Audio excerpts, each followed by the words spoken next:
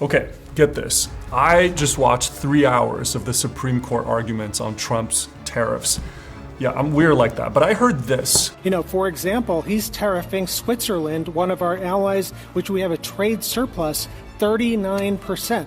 That is just not something that any president has ever had the power to do in our history. So unless the plaintiff lawyer is really into Toblerone, I think he's talking about watches. And as you know, these 39% tariffs on Switzerland has created chaos in our little world of watches. I've resisted making a video on this topic because there's been over 500 trade policy changes from this administration in its first year. But this one, after hearing it, sounds different. After 3 hours of scrubbing through it again for this video, I think there's a real chance that these tariffs are in trouble. So in this video, I'm going to tell you the best argument from the lawyers on either side, talk about how these tariffs will affect me as a business owner within the watch world, then discuss what I predict will happen when the dust settles. So I know this isn't my typical watch review video, but a major way I fund and keep this channel alive is with the sale of our Zero Pass straps. And having had to pay multiple $1,000 customs bills, I can tell you that these policies have certainly affected my business. And I've not gone and raised my prices, but it's certainly taken a bite out of the bottom line. So first of all, thank you guys for continuing to enjoy these straps and supporting the channel in the process. So a little background. Trump basically put tariffs, which he calls reciprocal, on the whole world. Now, these numbers are loosely based on trade deficits countries have with the United States. Switzerland's tariff currently stands at 39%, which means anything imported from Switzerland gets charged 39% at the border, and that money goes to the US government. Wait, I thought the EU made a deal with Trump and it's 15% across the board. Well, Switzerland has always been special, and it's not part of the EU customs union, so they have to make their own deal. Now, you've probably seen headlines of the CEO of Rolex hosting Trump in his private suite at the US Open.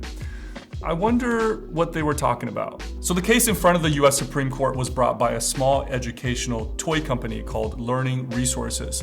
They've won their case twice already in lower courts against these tariffs, and now the Trump lawyers have appealed it all the way up to the Supreme Court. And I think this toy company, after listening to the arguments, have a real shot at getting this thing repealed, which I don't have to tell you would be earth-shattering for not just watch pricing, but businesses all over the world. So what were the highlights of these 3 hours of the lawyers getting grilled by the 9 Supreme Court judges? The Trump lawyer, Solicitor General Sauer, went first. He's like the fastest speaking human I've ever heard. 46 and 146.7. Luckily, we have the transcripts on the screen. And central to his argument is a law on the books called IEPA, or the International Emergency Economic Powers Act. More specifically, the language within this law says that the US president, in the case of an emergency, has the power to regulate commerce. Now, Trump invoked the national debt as an emergency, and what I was surprised by is that neither side really tried to argue the legitimacy of that declaration. Now, we've had a national debt since like the 70s, but apparently the US president has pretty wide leeway in terms of declaring emergencies. Now, if you just use common sense, the guy has a point, right?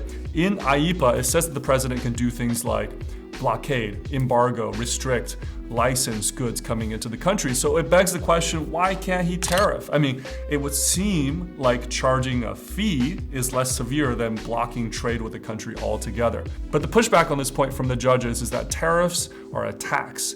And the Trump lawyer didn't try to fight this very hard, even though on TV they keep telling us it's not a tax.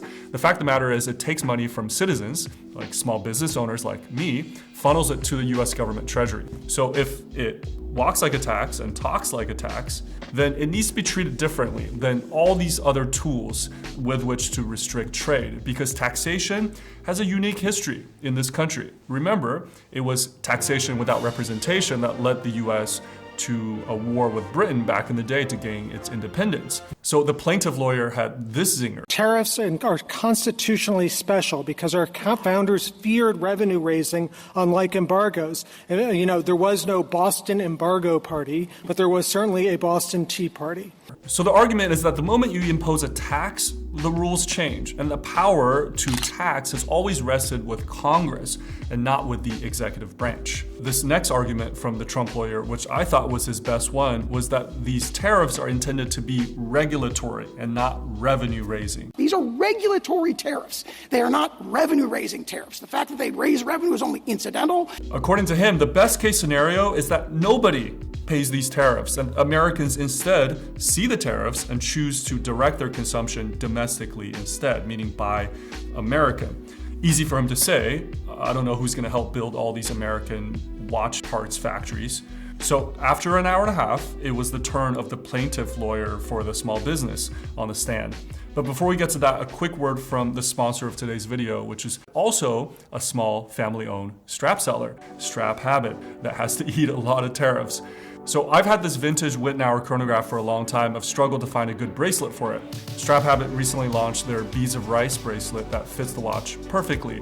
I love that it retains that vintage character. The bracelet is well made. It can be shipped with a quick adjusting clasp, making on-the-go adjustment a breeze. I've also had this Seiko 5 Field GMT I've yet to find a good band for. I just felt like the stock strap was a bit stiff, kind of boring, kind of cheap feeling, standard Seiko issue. So I spiffed it up with this red striped rubber pass-through strap. I love that you can order these with steel or PVD hardware. It really gives the watch a little kick that it needs. Just don't call me Mr. Wonderful. All right, I'm gonna leave a 15% discount code for Strap Habit in the description. Check out their tariff-proof pricing. Now back to the video. Thank God the plaintiff lawyer spoke at a normal person's speed, but the crux of his argument is that the Trump administration is going above its authority in its reading of this IEEPA law, and it's acting a little too fast and loose in enacting these sweeping tariffs. But he also got pushback from the judges. I mean, what if we're in a true emergency? Shouldn't the president be able to tariff trade amongst all the other powers that a president has? And the lawyer's best rebuttal was that, yes, the president can tariff. Wait, what? Doesn't that go against everything? Well, there are two other laws on the books, specifically Section 232 of the Trade Expansion Act of 1962 and Section 201/301 of the Trade Act of 1974. This is why I didn't become a lawyer. Jordan fades back. Swoosh. But these do specifically give the US president the power to tariff, and they use the word tariff in their laws instead of something more vague like regulate.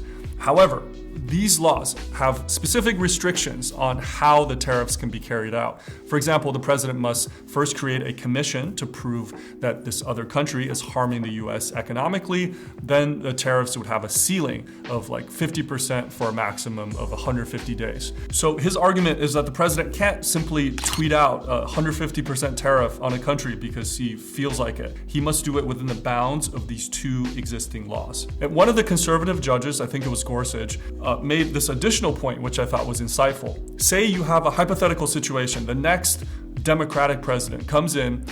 Can he just declare a climate emergency and put 100% tariffs on all internal combustion engines coming into the US? And the Trump lawyer actually reluctantly admitted that, according to his argument, this would have to be allowed.